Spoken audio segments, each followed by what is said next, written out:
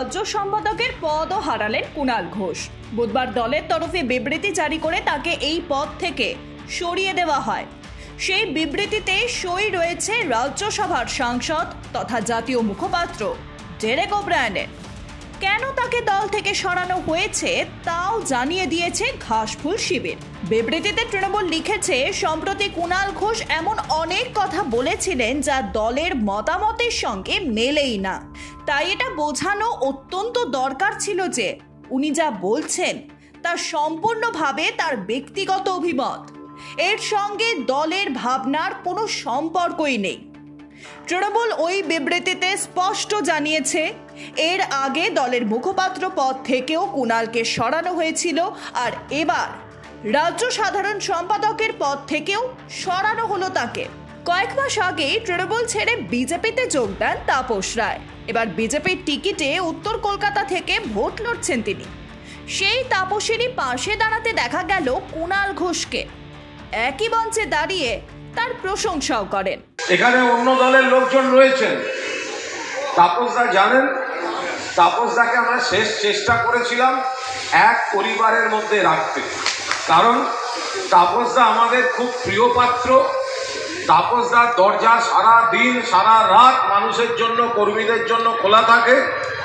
তাপসদা যেভাবে মানুষকে পরিষেবা দিয়েছেন অতীতেও, সেটা রাজনীতিবিদ তাপসদার একটা বড় ফ্যাক্টর।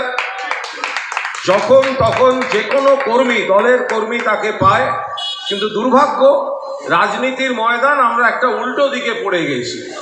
ফলে আপনারা যদি বলেন প্রার্থী, ভোটের প্রার্থী, আমি এখানে কোনো দলের মন্তব্য করতে চাই না, আমাদের দলের প্রার্থীও এখানে ভোটে লড়ছেন। সর্বভারতীয় তৃণমূল কংগ্রেসের প্রার্থী সুদীপ বন্দ্যোপাধ্যায় লড়ছেন।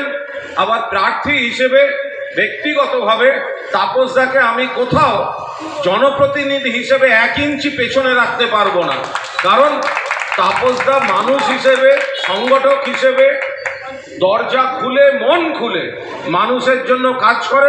দুর্ভাগ্য উল্টো দিকে।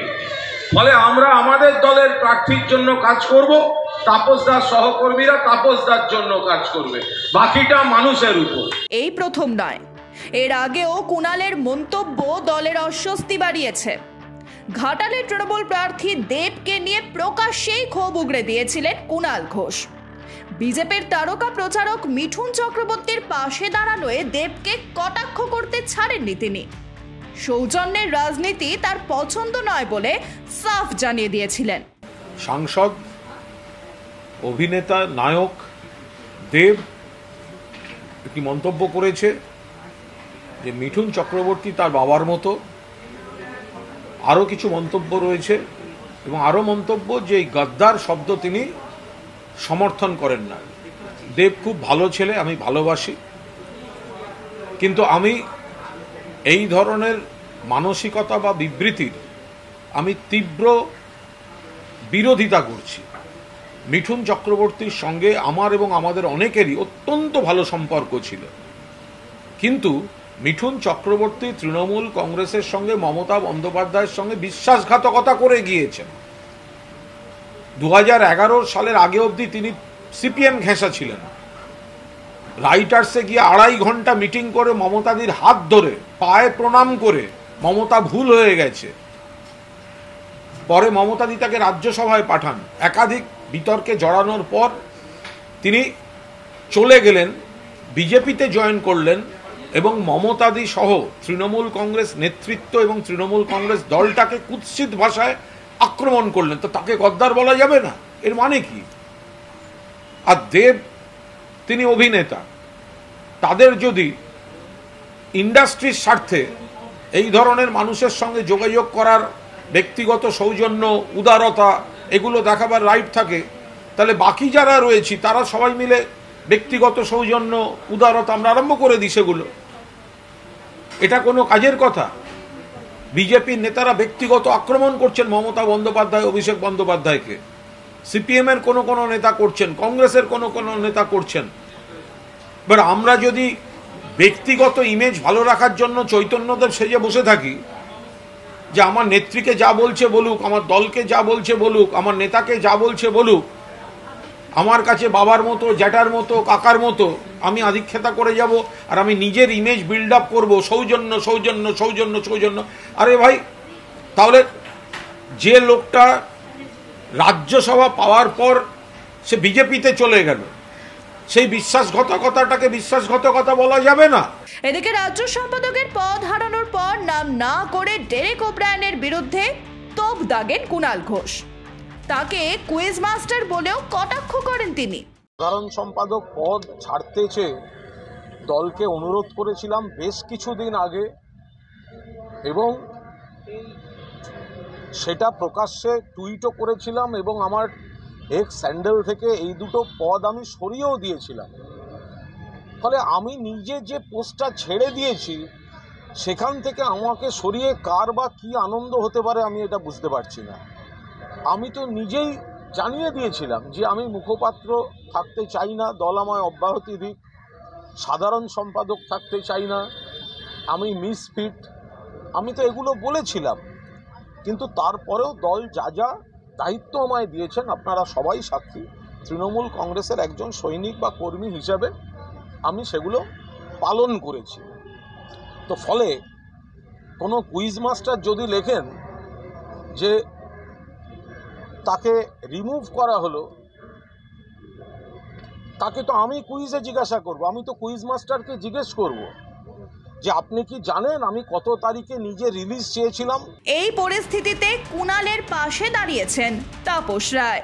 বললাম তো, কুণাল একটি ভালো ছেলে, জেল খাটার পরও তৃণমূলের জন্য যেভাবে ও করছে, আমি তার জন্য তার কাছে কৃতজ্ঞ। কুণালকে আমি কিন্তু দীর্ঘদিন ধরে চিনি, জানি।